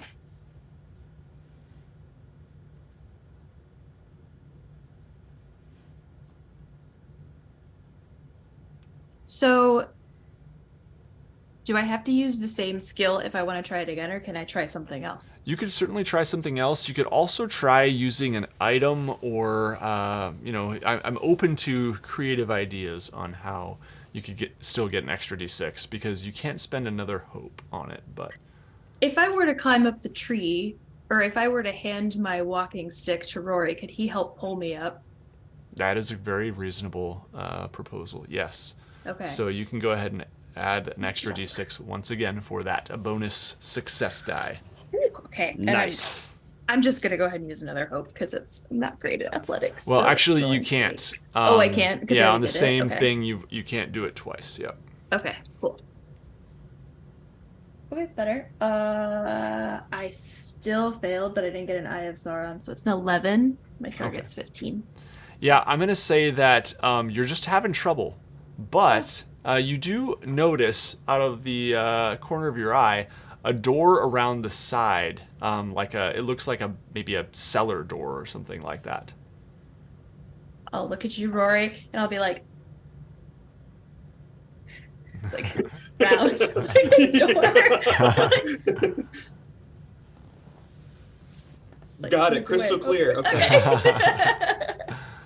Rory All right. at this point is kind of hanging like you would on the monkey bars. Your like knees are tucked up, like around the bar, and you're hanging down with your arms. So he has to do a little maneuver to follow you down there. I'm gonna risk doing a drop from that position to the ground so I can be on the same plane here as Okay. Esmeralda.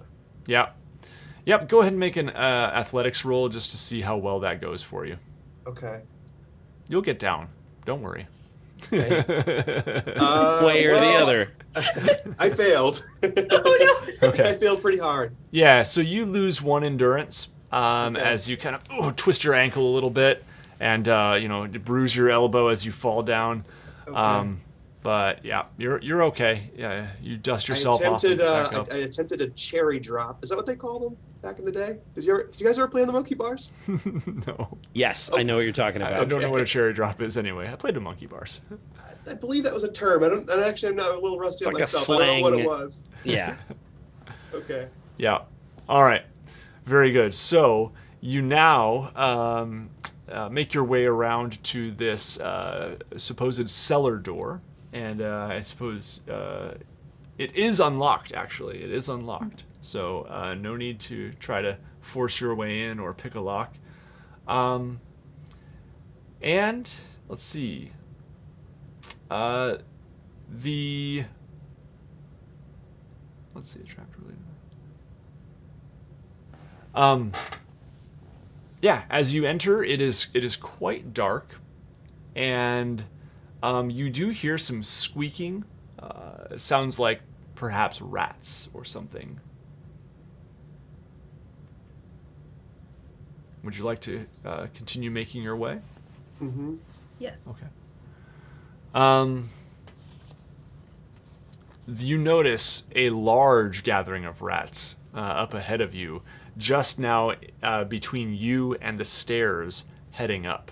You see kind of pillars on either side of you. It seems crates and boxes, and then you see the light coming from the stairs, just from the starlight, really, and a lot of rats right by the stairs. Okay. Once again, trying to avoid any speaking, Rory's going to withdraw that owl pellet from his pocket, and then sort of start to crack it open like so, and then point to a mouse skull in there, and then motion as if he's going to toss it amongst the rats, as if perhaps he can frighten them away with a bad omen. One of their own, this is a stretch. Granted, this is a stretch. He knows it, but that's his idea. Unless Esmeralda has a different approach. Listen, the opportunity to be part of a story where a bad omen scared off a wave of rats so we could run upstairs, this is what the stories are all about. So yeah, Esmeralda's thumbs up. Mm-hmm. Okay. All right. So maybe Esmeralda can help me kind of pick out a number of different bones. Okay. Using our sense of what might be the most frightening to another rodent. Mm-hmm. Okay. Yeah. All right. Well, I think you guys should probably or Alex maybe should make a hunting check, or perhaps it could also be an awe check, AWE. My awe is very. I'm not capable of inspiring awe, so Okay. I'm going to go with hunting. Yeah. Sounds good. That was one of these dies is a success die on the Nice. D6, Yeah. and the total is 15, and that beats the target number. Okay. So yeah, you throw this pellet in here, the skull or whatever, and it does scare the rats away for a moment. They kind of are startled by this, and kind of all huddle over by the wall on the other side. However, the squeaking and the scurrying of rats seems to have awakened the dog upstairs, and you do hear some barking.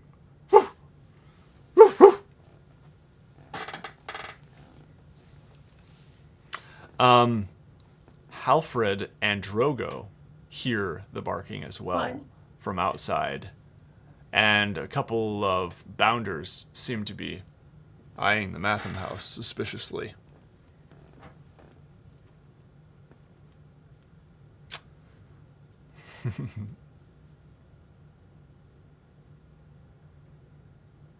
Oh, that can be good. That's the sound of a dog barking. I can hear the dog. Okay. And you could tell that Drogo is having a problem keeping his calm. Like I'm flustered. I'm freaking out, man. Like, but I'm under the surface, but it's starting to kind of like bubble a little bit. You know. What do we do? What do we do? What do we do? And I see the bounders. Are they like approaching, or are they just kind of like No, looking from far at this away? point you see two bounders quite near you, just kind of, one of them's leaning on a cudgel, the other one's back against a nearby house, and they're just kind of eyeing it up there, going, and they're just talking amongst themselves here and there, kind of looking up Okay, there cool. again. So I'm not gonna like try to draw more attention to us. So I'm leaning on my spear, and the bowl of this pipe is almost entirely ash, but I'm still kind of puffing on it, and I just look at Drogo and I just say, "It's all right. We'll just keep calm. Not draw any more attention to the house. Just a dog barking." Okay, if you say so. And I start thumbing some of that cheese, sort of popping little crumbs of it into my mouth. Excellent. All right. Rorimac and Esmeralda, as you look up the stairs now, and you do see a clear path to the stairs around the rats, you see a small terrier at the top of the stairs who is excitedly barking at you. It does not look fierce, but it is making some noise, most certainly. And it's just kind of waiting there at the top of the stairs, wagging its tail. Sorry. I'm gonna nudge Rory, and I will reach into my pack and pull out one of my pastries, like a nice like a croissant or something. Oh, maybe it's a ham and cheese croissant. Is that okay if I have one of those? as one of my- Absolutely. Okay. I have this really nice ham and cheese croissant that I got from Mr. Baggins' house. And I'm not going to walk forward. I'm just going to place it on the ground where I'm currently standing and take a couple steps back and wait. All right. Can you make for me a courtesy roll? Oh my gosh. And I'm favored in that one. This game is so amazingly thematic. Oh my gosh. Okay. Whew. Good thing. I don't. It's an 11. Barely an 11. But I pass. Okay. You got it. Okay. All right. Did So it. yeah, the dog, takes the delicious ham and cheese croissant, and you just see it kind of snacking on this thing and filling its belly quite well, and then it just kind of stretches out and on the ground and nice and full, feeling a little sleepy. The barking stops. That's nice. Oh no. Rory's really impressed. He tips his ludicrous hat to you. Wow. I will take a step a little closer as if to walk past. Not behind him so he feels threatened, but in front of him where he can see me. I'm just casually walking by, no big deal. Excellent. Yeah, you do so. And, the dog doesn't seem to stir much after filling its belly. Where did the dog come to rest? It's just kind of near the top of the stairs, Okay. against the wall, kind of to one side of the top of the stairs. I think Rory's going to follow Esmeralda's lead here. Yeah. And walk gingerly. Yeah, you do so, and nothing happens. You now see before you a large space filled with shelves, tables, odds and ends. Some look nicely displayed, others are quite cluttered. And I'll remind you that you are looking for a map. And now, Drogo and Halfred. A bounder walks by you casually, and then kind of gives you a second glance. It's a young female bounder, and she does make her way over to you and say, "Good evening." Evening, lass. What brings you to town? You don't work here, do you? She says to Halfred. No, I do most of my bounding out in Hobbiton. Oh, We're just here helping some of the fence menders out in this area. Ground's getting soggy, and you just require more hands to fix them fences, you know? Reusing an excuse I used earlier because it worked so well. yeah. Why don't you go ahead and make a persuade roll for me? Oh boy. Okay. I'm actually not terrible in that. Got two success dice. Looking for 14 or better. Oh man, that's a Gandalf rune. Okay, so auto success, right? Yeah. Auto success. Cool. You got it. Cool. Yep. Yeah. And so I might even say something like I'll mention the name of a bounder who works in Mickle Delving. Like I'll mention like kind of a well-known bounder. Like I know he's got you doing all sorts of work, right? Wearing you down to the bone. Well, yeah. Well, I just started actually. It's my first week. So anyway, we'll see what happens, but I'm enjoying it so far. It's good to feel useful. I'm sure you know what I mean. That I do. It's an important job, and I take it very seriously. Well, you both enjoy the rest of your evening. And you, lass. Good evening. And she walks off, nodding to both of you. She seems, she's carrying herself in a very dignified manner, and does seem to take the job very seriously. Hasn't been burnt out yet. All right, very good. Back to Rorimac and Esmeralda in the Matham house. Where do you want to start? How do you want to approach this? So, Rory, it seems to me, maybe, do you think we would want to look somewhere where it'd be like, sometimes in museums, so they have those big like entrance area displays with like a cool map of the town you're in, maybe it would be kind of in that area, prominently displayed for people to come in and admire. Yeah, so it's probably in a place of honor. Mm-hmm. Yeah, I think it's a great idea. I also wonder if it might be prudent to just do a quick scan before we even move anywhere to see if are there people, somebody might have just like fallen asleep in the museum and got locked in there, or I don't know, but just I like it. Yeah. anything of that nature. Yeah. Can I do a scan? Absolutely. Yep. You can do a scan roll. Mm-hmm. Okay.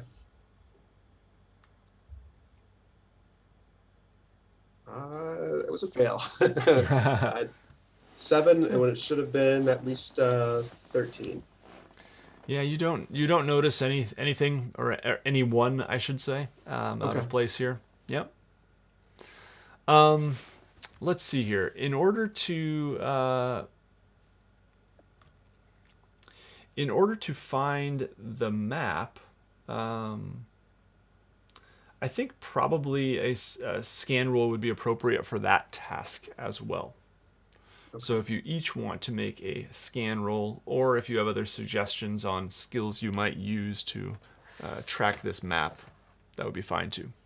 Would it be possible to use my enhearten skill to help Rory to get another dice or something on his scan roll? Is that a thing I can do? Yeah. So wait, you're using enhearten, you said? Because I think that's the one that you can okay. Yeah, I don't remember how that works, but go for it. Okay. It's good DMing right there.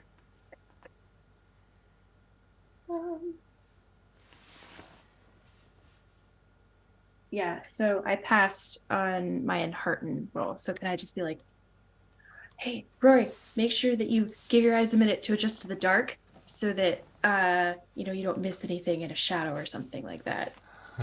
Maybe they'll help him on a scan roll. Mm-hmm. That's good advice. All right, I'll do it. Okay.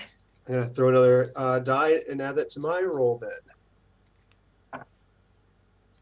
And that is a success. Nice. Rolled 15 is my total here, and I needed to hit 13, so All right. it worked. Excellent. And Liz, you succeeded too? I did, yeah. Okay, so you got 2 successes. You are feeling like you're getting very close. It takes 3 successes in order to find the map. So one of you can roll one more scan roll. Oh, okay. I don't have anything checked in scan. You don't? Okay. No. I can add one. So I have just one little demarcation there. It's not something that I'm favored in, right? So it just Right. means I can roll a d12 and a d6. Is that correct? That's correct. Yep, and you could also apply hope if you want to use one hope. Unless you already well, no, you could do it here. Yes. I can do that? Uh-huh. Okay, I'm gonna burn another hope. Yep. And that is just barely made it. I needed a 13 and I rolled a 13 total. All right. Great. Excellent. Hallelujah. After looking in all the obvious places where this map would be, you don't find anything. But finally, buried behind a stack of cookbooks on the bottom shelf of one of the bookcases, you find a folded map, a bit creased, but otherwise in quite good shape. And it appears to be the one. Okay. You make your way back down the stairs, I assume, the way you came in. Or actually, you could probably sneak out the front door if you wanted to. Are we that bold, Esmeralda? You want to try it? Oh no, I was gonna say, if we were to go upstairs and climb out that skylight, didn't you say the house kind of backs up to a hill so that we could just like walk over the hill and down and be like on a different street and then Sure. hoot at Yeah. our friends? I imagined we had like a different type of hoot that would be like, hey, we're out, we're fine, not just the dogs barking, but also like we're good. Fantastic. So, yeah, Mm-hmm. that'd be fine too. Yep. I want to make sure that I pass that map to Esmeralda so she can kind of tuck it away in a satchel or something, just so it's not out in case we do get seen somehow. Okay, Mm-hmm. put it in one of my many pouches. Okay. So yeah. Excellent. All right, and you guys are going out the skylight? Uh-huh. Okay. Sure. Yeah, I'll say you managed to give me an athletics roll just to see how it goes. You're going to get it, but once again, an athletics roll. Okay. Nope, I failed again. I got an Eye of Sauron and a 5. Okay. So you both lose 1 endurance in your struggles here. Okay. And Drogo and Halfred, a large dog is approaching you, and it seems to be barking as it runs towards you. And sure enough, as it approaches, it is barking at both of you. What would you like to do? Drogo, do you still have the sausage? I 100% have sausage. I think I would fumble it. Like, and the cloth is flopping and the cheese falls on the ground and I'm like, no, and then I take the sausage and I don't know how close this dog is at this point, but I feel like I would just underhanded flop it, like, towards the dog, and I don't know if it would just like bounce off its snarling snout or like if it would like, I don't know. Yeah, it does bounce off its snarling snout, and it quickly goes, and you see a young hobbit girl running after this dog, and then a door opens, and she's calling after it, "Choo-choo! Choo-choo! Come back!" And then the door opens, and then you see an old man kind of standing in the door, just shaking his head as this young girl is running after her dog, and Rorimac, but it seems to be satiated for now. Would you guys like to try to slip away or something? Maybe find a different spot to stand as it's devouring this sausage?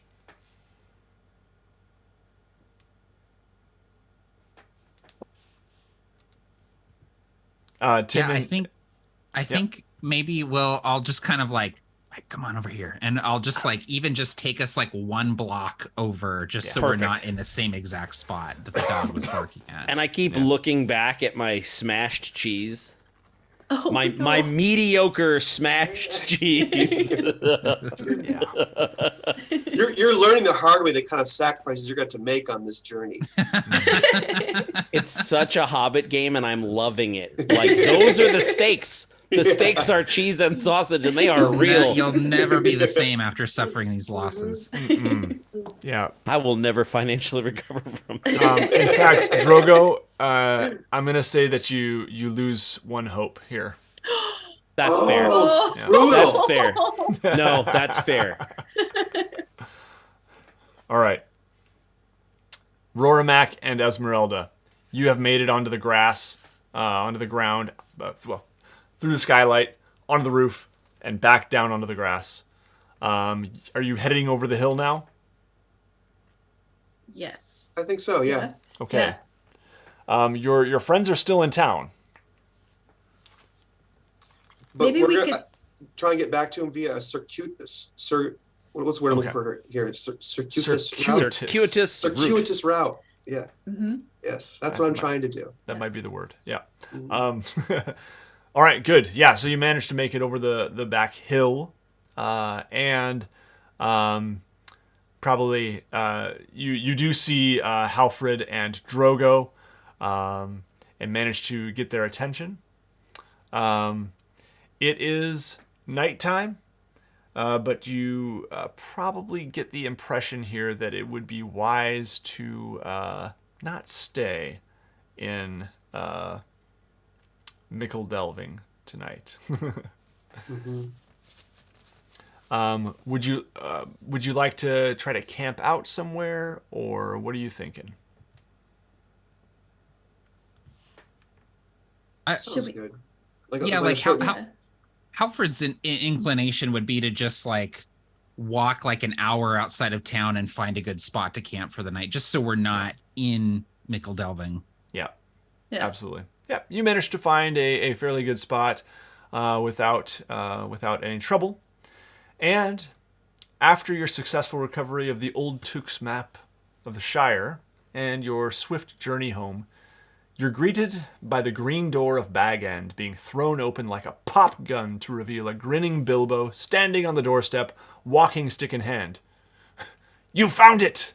Wonderful! Simply wonderful! Though eager, Bilbo ushers you in with a hasty wave of his hand. Come on, we'll need to review my grandfather's map quickly tonight if we're to set off on our next adventure. This remarkable find of yours makes me believe I'm quite ready for another adventure. You all can relax for a time here. Bilbo prepares a fine meal for everyone and asks about the whole affair. After hearing the story, he cannot help but laugh, adding that he is ready to join them on their next adventure. My friends, Bilbo Baggins is now a player hero for the next adventure. If someone would like to leave their character behind and play the role of Bilbo, that will be an option for next time. And that is where we will end this conspiracy most cracked. Thank you guys so much for playing. And thank you to our viewers as well. Great to have you all in the chat. Thanks, Patrick, for being a moderator there. And yeah, this was a lot of fun. We will be playing again in 2 weeks' time. So December 5th is the tentative plan. But, you know, follow me on the social medias and make sure you're subscribed here to this channel. This is my live channel, not the regular channel. And you know, hit that bell notification and you'll get notified when I go live as well. I will remind you to check out Matt and Tim's absolute tabletop stuff and various links in the video description. And And also just a reminder that patrons get access to weekly live map drawing streams here on WASD 20, as well as campaign diaries. And I'll be doing kind of some reflection and recap of this game next week, Monday night at 8 p.m. EST. So, anything else you guys want to say before we end this thing? Great. All right. Well, thank you all, and have a great evening, everyone. Let's see if I can find an out button here somewhere. All right. Bye, everyone.